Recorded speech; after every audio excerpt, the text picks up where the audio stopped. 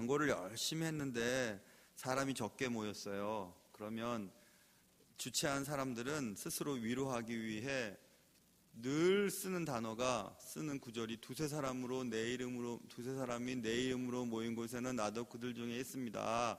낙심하지 맙시다. 이렇게 얘기를 해요. 지가 낙심하면서, 자기들이 낙심하면서 낙심하지 맙시다. 그렇게 하는 구절이 오늘 본문에 써 있거든요. 근데 그럴 때 쓰는 단어가 아니에요. 이 구절은 적게 모였지만 두세 사람이 내 이름으로 모인 곳에는 주님이 그곳에 있으니까 우리 적은 수가 모였지만 낙심하지 맙시다. 낙심하면 안 됩니다. 그렇게 쓰는 게 아니에요. 그래서 성경 해석이 잘못된 가운데 성경 구절을 많이 암송하는 사람처럼 힘든 경우가 없어요. 이단이 왜 나왔는지 아세요? 이단은 하나님의 말씀을 자기에게 필요한 대로 뽑아 쓰기 때문에 이단이 생기는 거예요. 그래서 신학을 좀 공부를 하고 신학에 대해서 좀 아는 사람들은 성경 구절을 이해할 때 성경 전체에서, 그리고 또 그 성경이 쓰여 있는 각 권, 그리고 성경이 쓰여졌을 때 그때의 역사적인 배경과 언어의 습관, 그리고 문맥, 어투, 그리고 심지어는 어법 변화, 어미 변화까지도 연구를 해서 그때의 구절의 의미가 무엇인지 발견해내야만 정확한 적용을 할 수 있습니다. 자, 그래서 여기에 두세 사람이 내 이름으로 모인 곳에는 나도 그들 중에 있다라고 하는 구절은 지식이 부족하다면 온전한 해석을 내리기가 어려운 구절이에요. 조금 전에 말씀드렸지만 두세 사람이 모였을지라도 모인 것이 중요하다고 강조할 때 쓰는 구절이 아니고, 또 적은 수가 모였다고 낙심하지 맙시다 라고 쓸 때 쓰는 말이 아니에요. 이 말씀은. 그런데 그렇게 많이 쓰여요. 그래서 저는 어떨 때 그런 말씀을 쓰면서 주체자가 두세 사람이 내 이름으로 모인 곳에는 주님이 계시다니까 라고 말할 때 지가 제일 낙심하고 있구만 생각이 들어요. 그러니까 그런 말을 쓰는 거죠. 그거 아니에요. 우리가 관심을 기울여야 될 것은 두세 사람이 내 이름으로 모인 곳에는 나도 그들 중에 있다고 말씀하셨으니까 그 두세 사람은 누구를 말하는 거가 중요한 거예요. 누가 두세 사람으로 모이면 나도 그들 중에 있다고 주님이 약속까지 하실 만큼 두세 사람을 강조했는가? 그게 중요한 거지. 두세 사람이 적은 수가 모였는데 나도 그들 중에 있으니까 너희들 낙심하지 말고 열심히 모여라? 그 얘기가 아닙니다. 그러니까 잘 들어보세요.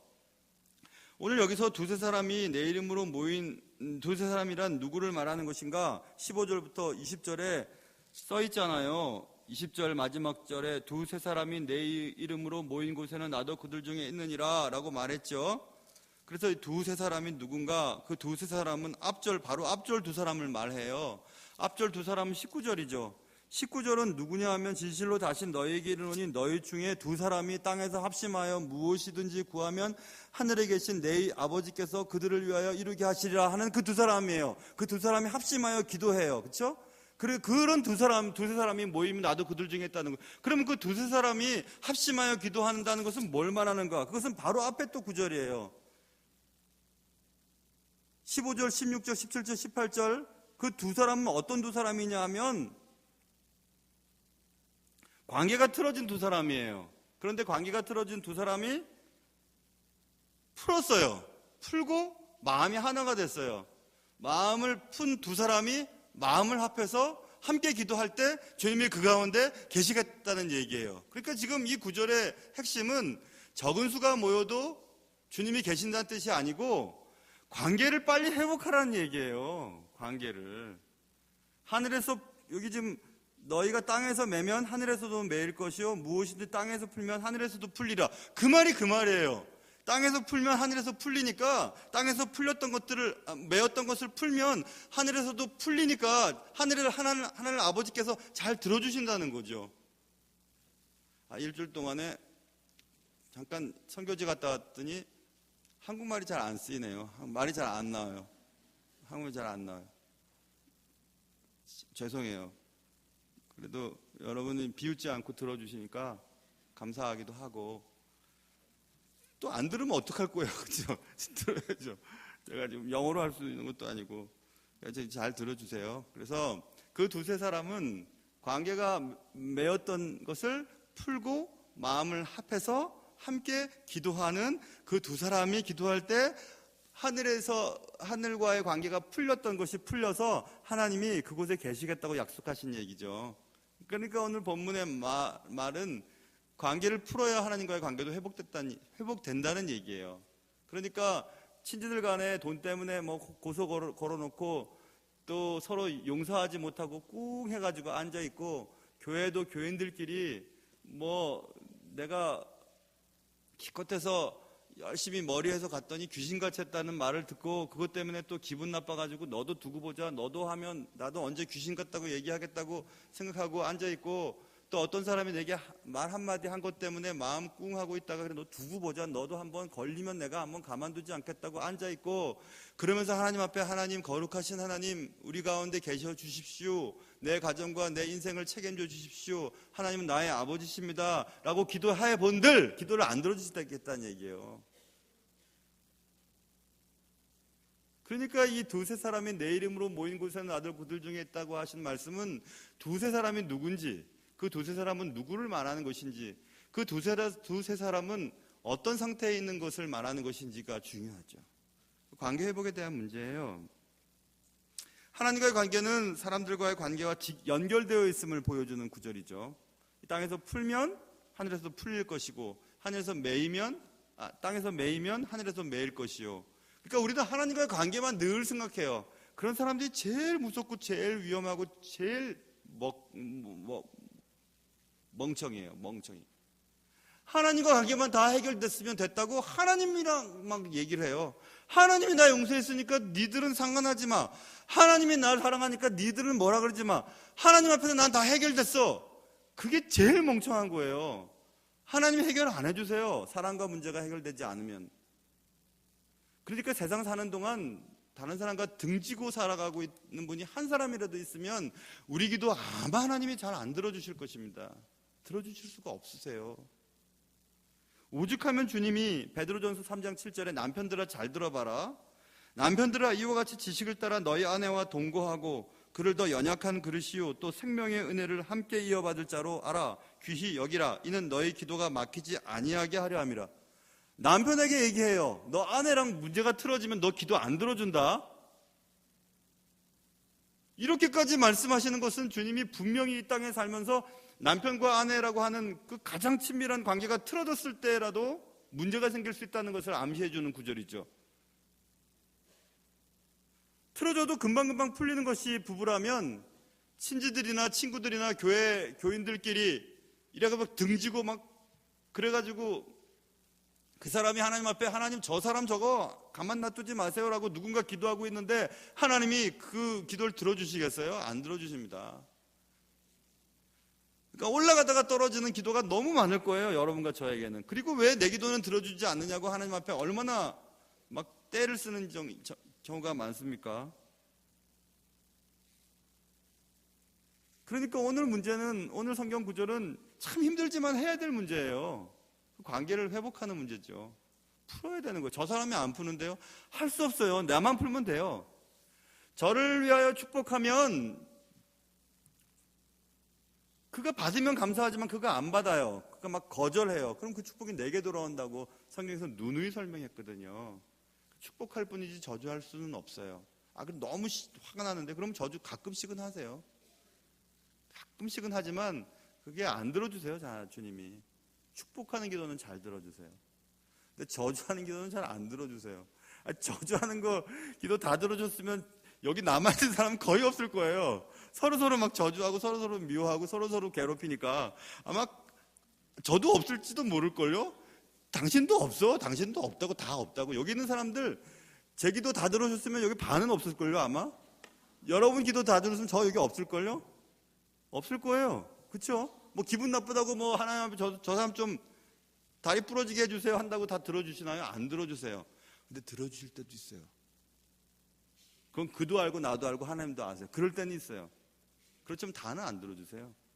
성경에서 말하는 것처럼 악이 차야 하나님이 움직이시니까. 그러니까 우리가 생각하는 그의 악은 하나님 보실 때 아무것도 아닐 수가 있을 겁니다.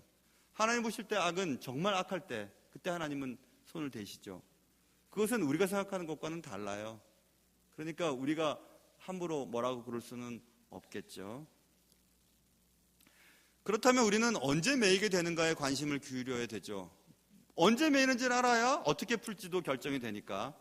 언제 매이는가? 두 가지 정도로 오늘 본문에 나와 있습니다. 뭐냐 하면 베드로가 얘기해요. 그래요? 그러면 그렇게 마음이 합해서 두 사람이 힘을 합해서 기도하면 하나님이 들어주신다고 했으니까 그래요. 저는요 그런 거 잘해요. 주님, 나 7번까지 용서하면 되죠? 7번은 정말 많이 하는 거죠. 1번, 2번, 3번까지는 봐주죠. 너 3달 때 와. 너 3번은 용서할게. 그리고 뭐 삼진 아웃이라고 하는 법도 있죠. 3번 똑같은 범죄를 저지르면 가중처벌을 당해요. 그러니까 3번 정도는 인간이 할 수 있는 최고의 것이에요. 거기다가 거기다가 2배. 2배는 정말 큰 거잖아요. 그렇죠? 배. 그러니까 6번이죠. 까짓것 한 번 더 7번. 됐죠? 7번까지 용서하면 됐죠? 그럼 됐죠? 그러면 그 사람 다 용서하고 관계 회복이 됐으니까 내 기도 하나님이 다 들어주실 거 틀림없죠? 7번이에요. 3, 한 번 더. 7번이잖아요. 7이죠? 그 자신감 있게 얘기했어요. 주님이 말씀하시죠? 내가 내게 말한다. 7번뿐 아니라 7번을 70번까지 해라. 70번까지라도 하라. 이거죠. 그럼 뭐예요? 사람이 다른 사람과 매이는 요소 중에 첫 번째는 한계를 정해놓고 용서할 때 매예요. 내가 이번만큼은 용서해 줄게 했는데 그 다음 한 번 더 해요. 그 사람이. 그럼 용서 못하죠 우리는. 그렇죠? 내가 참을 수 있는 것에 배는 내가 용서해 줄게. 거기다 한 번 더 해줄게. 그렇게까지 한계를 정해놨어요. 근데 또 그렇게 해요. 그럼 용서 못해요. 그러면 이제 문제가 생기는 거죠. 근데 주님은 여기 본문에 7번까지 하면 되죠? 아니야. 7번뿐 아니라 7번을 70번까지 해라. 그러면 70번 곱하기 7이니까 490번이군요. 그 말이 아니에요. 7번을 70번까지라도 해라. 이건 뭐냐? 무한하게 해라. 한계 없이 하라. 끝까지 해라. 계속해라. 얘기거든요. 그러니까 베드로가 그렇구나 생각했어요. 그래서 우리가 인간관계가 틀어지는 첫 번째 요인은 한계를 정해놨는데 그 한계까지 침범에 들어와요. 그럼 용서 못해요. 내가 이것까지 지난번까지 내가 근데 이거는 안 된다. 여기까지 그러면 내가 진짜 안 돼 라고 한계를 정해놓으면 꼭 틀어져요. 왜냐하면 인간이 우리가 생각하는 것처럼 만만치가 않아요. 지나칠 정도로 악해요.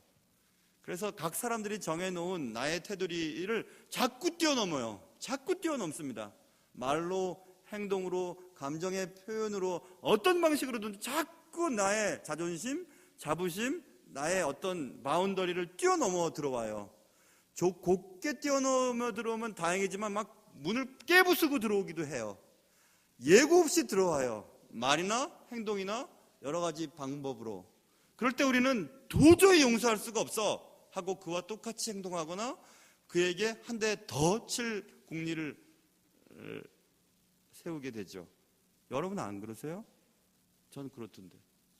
한계를 정해놓고 여기까지는 내가 참을 수 있지만 그 다음에 나 정말 못 참는다. 거기까지 넘어오기만 해봐. 그래 넘어오면 그 다음부터는 화가 나는 거죠. 아무리 성품이 좋은 사람도요 화가 나요. 그것은 인간이 정해놓은 한계를 뛰어넘는 어떤 일들이 벌어졌기 때문에 그런 거예요. 그게 남편일 수도 있고 교우들끼리도 있을 수도 있고 직장 내의 사람일 수도 있고 가까운 남편과 아내일 수도 있죠. 부모일 수도 있고. 그런데 주님께서는 한계를 정해놓지 않으면 어떻겠냐 이 말씀하시는 거죠. 한계 안 정해놔야 될 것 같은데 참 힘들죠. 그렇죠? 너무 힘들죠. 그럼 막 들어오는데요. 사람들이 막 그냥 나는 그에게 호의를 베풀었는데 그는 자신의 권리인 줄 알고 막 들어오는데요. 그거 어떡하죠? 그래도 땅에서 풀면 하늘에서도 풀려. 하나님 다 아시니까 하나님이 내가 다 알아서 할게. 그걸 하나님을 믿는 거죠. 그렇죠? 계속 끝없이 한계를 정하지 말고 용서해라. 이렇게 주님이 말씀하세요. 쉽지 않지만 해야 할 일이죠. 또 한 가지, 언제 매이는 것이 풀지 않게 되는가? 그것은 오늘 본문에 또 나왔어요. 10,000달란트 빚진 자에 대한 비유를 들면서 35절, 너희가 각각 마음으로부터 형제를 용서하지 아니하면 나의 하늘 아버지께서도 너희에게 이와 같이 하시리라 라고 말씀하면서, 그래, 용서를 했는데도 해결이 안 된다. 왜 해결이 되지 않냐? 그것은 마음으로부터 용서하지 않았기 때문에 그런 거죠.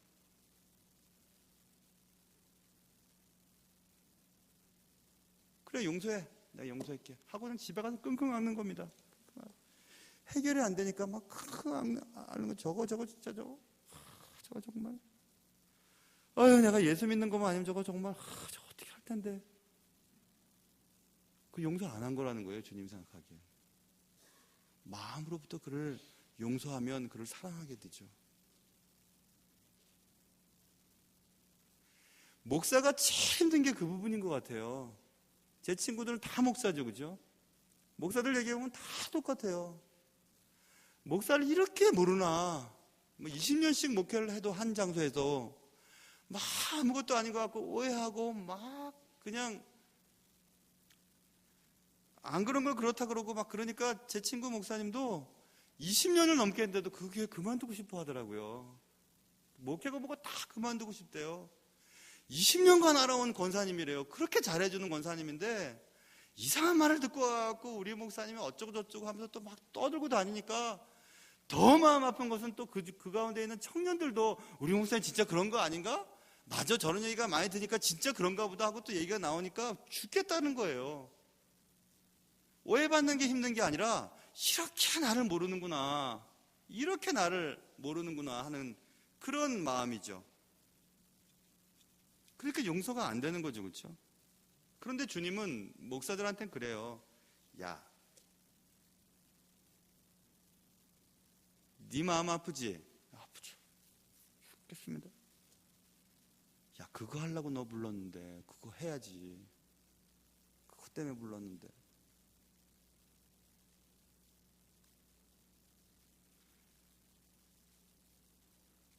그러니 또 마음으로 용서하는 거죠, 그렇죠? 마음으로 진짜 용서하죠. 좋아요. 그를 위해 축복하고 사랑하고 막. 또 근데 또 풍 또 들어와요. 그러면 또 그러면 주님이 마음으로 용서하지 않으니까 그래. 7번씩 70번까지라도 용서해야지. 뭐 목사뿐이겠습니까? 여러분 다 똑같죠, 그렇죠? 형식적인 용서인 경우 금방 또 문제가 생겨요. 풀렸다가 메었다가 풀렸다가 메었다가. 왜? 마음으로 용서하지 않았기 때문에 그렇죠. 형식적인 용서. 그래서 우리가 마음으로 형제를 용서할 수 있는 유일한 방법이 뭔지 알려드릴까요? 그것은 주님이 우리에게 자주 알려주시는 것처럼 오늘 달란트 비유처럼, 야, 네가 나에게 큰 용서를 받았는데 너는 너한테 죄를 지은 형제의 목줄을 잡고 빚 갚으라고 하냐 라고 하시는 이 말씀을 하신 후에 마음으로 용서하란 말을 왜 하셨겠어요? 주님께서 이 말씀을 통해서 우리에게 말씀하고 싶으신 것은, 야, 용서하려고 애쓰는 거 힘들지만 네가 용서받은 존재라는 사실을 기억해라, 이걸 말씀하시죠. 그거를 잊어버리면 용서가 안 돼요. 그걸 기억하면 용서가 돼요. 하나님 앞에서 나 같은 존재가 용서를 받았다고 하는 사실을 매번 기억해야만 해요. 그러면 용서가 또 돼요. 내 마음 아프게 하고, 나 이렇게 모르나, 야, 이렇게 사람이 악하냐, 저 사람 저렇게 비열하냐, 무식하냐, 이런 생각이 드는 어떤 사람이 생겨도 주님이 나 같은 걸 용서하셨다고 하는 사실을 다시 한번 생각해 보면 또 용서가 되죠. 그거 주님 말씀하시는 거예요.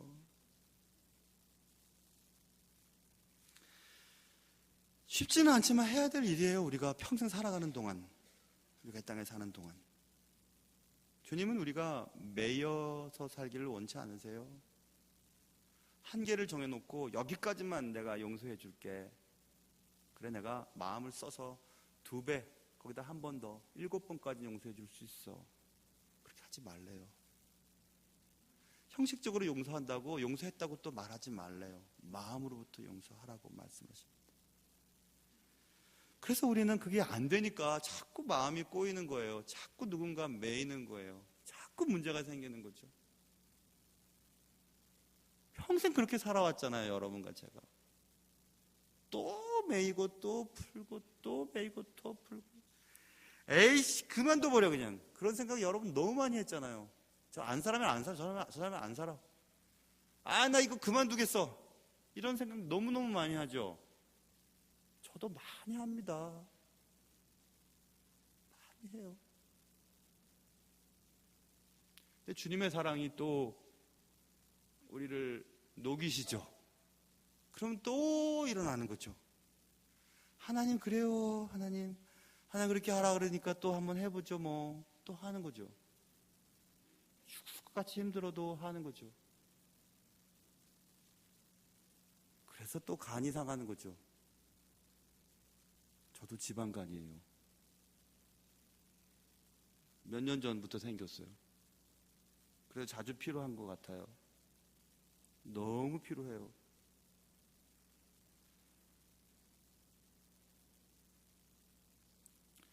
누군가 관계가 꼬여 있으면 그 관계가 꼬여 있는 것 때문에 사는 게 참 힘들어집니다. 근데 그게 가족이라면, 그게 예수 믿는 사람이라면, 그게 믿음의 공동체 내에서라면 그것처럼 힘든 게 어디 있겠어요. 까짓것 뭐 교회 옮겨버리면 그만이지. 맞아요. 그게 제일 나을지도 몰라요. 그러나 교회 옮기면 또 똑같은 사람 또 거기 앉아 있습니다.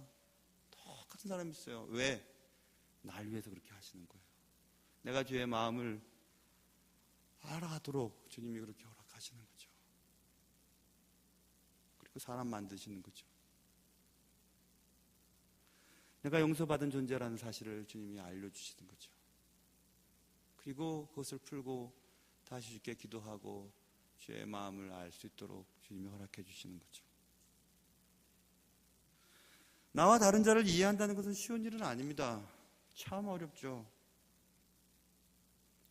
더욱이 내게 상처를 주고 권고도 듣지 않는 사람과 함께 한다는 것은 힘든 일이에요. 오늘 본문에 이 문제가 어디서 생겼냐면 저 사람 잘못된 것 같아요. 그래서 얘기를 해줬어요. 안 들어요. 두세 사람이 가서 권고를 했어요. 안 들어요.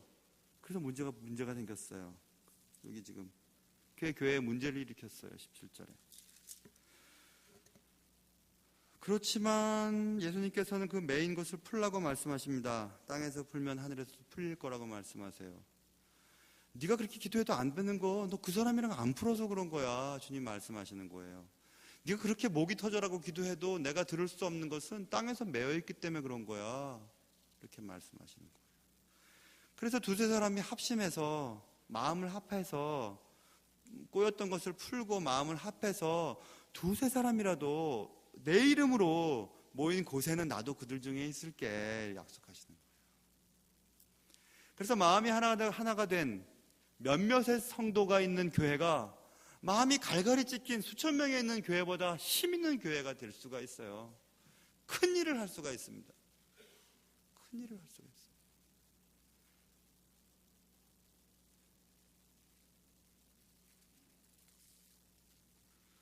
자, 이제 한번 해보죠.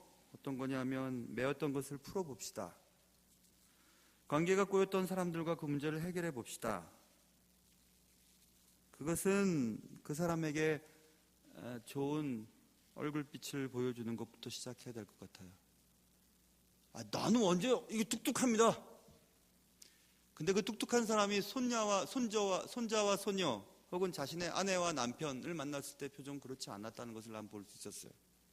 그렇다면 그는 원래 그렇지 않은 거예요. 자기의 남편과 아내와 손자와 손녀와 아들과 딸을 대할 만큼 나를 주 안에서의 형제로 인정하지 않기 때문에 그런 거죠. 그러니 그런 사람들을 보면 마음이 아파요. 저 사람은 또 뭐가 나한테 문제가 있나? 뭐가 또 기분이 나쁜가? 뭐가 또 못마땅한가? 어떤 사람들은 인사도 서로 안 하려고 그러죠, 그죠? 그냥 쑥 가버리죠. 아, 저 사람 또 왜 저럴까? 뭐가 문제일까? 그럼 자식이 많은 부모 마음처럼 목사는 한 분 한 분의 행동과 한 분 한 분의 감정과 한 분 한 분의 그런 표정을 다 머릿속에 담습니다. 뭐가 문제지? 뭐 때문에 문제가 됐지? 저분한테 잘못한 게 뭐가 있을까? 그래서 뭐 때문에 섭섭했다는 소리를 들으면 지지난주에 제가 말씀드린 것처럼 그분께 찾아가요. 그분도 제가 몇 시간 무릎 꿇고 앉아서 그거 오해예요. 집사님 그거 잘못된 거예요. 그런 의도는 전혀 없어요. 어떻게 그렇게 했어요? 제가 무릎 꿇고 2시간 정도 앉아 있었어요. 그 교회 안 나오면 어떻게 해요? 교회 나와야지. 그때 부목사님과 신방전사님 계실 때 같이 갔었어요. 신방전사님과 부목사님이 안절부절하더라고요. 담임 목사가 무릎 꿇고 앉아가지고. 그건 또 괜찮아요. 그러면 그렇게라도 풀면 되죠, 그렇죠? 마음속에 품고 있다가 뭐가 문제인지, 뭐가 섭섭한 건지, 뭐가 아픈 건지 모르고 그냥 얼굴만 붉히고 앉아 있고 다른 데서 다른 사람 욕하고 앉아 있다면 그거 어떻게 풀겠어요? 어떻게 해결하겠어요?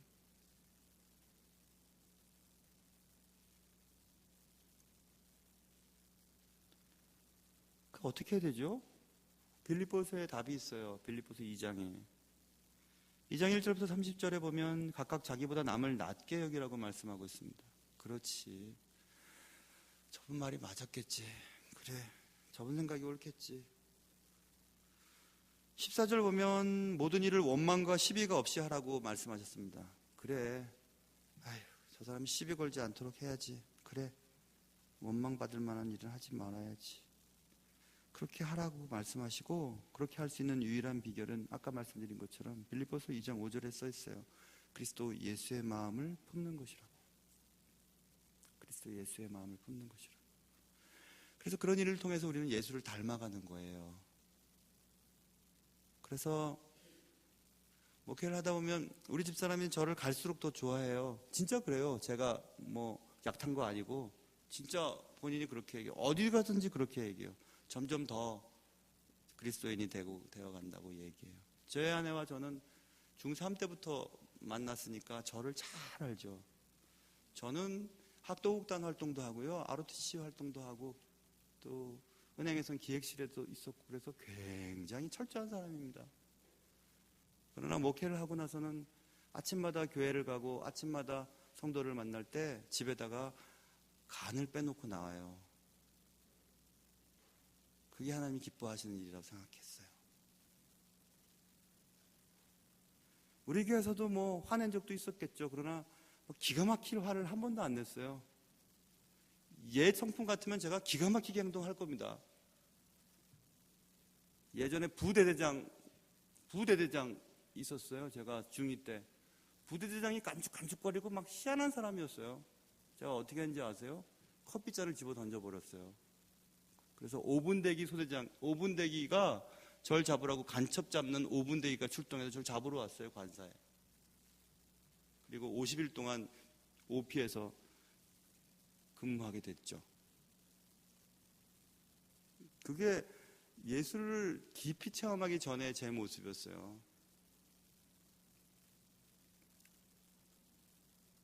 그러나 제가 기도하지 않고 제가 주님과 가까워지지 않으면 그런 성품이 또 불쑥불쑥 나타나지 않을 거라고 어떻게 생각할 수 있겠어요?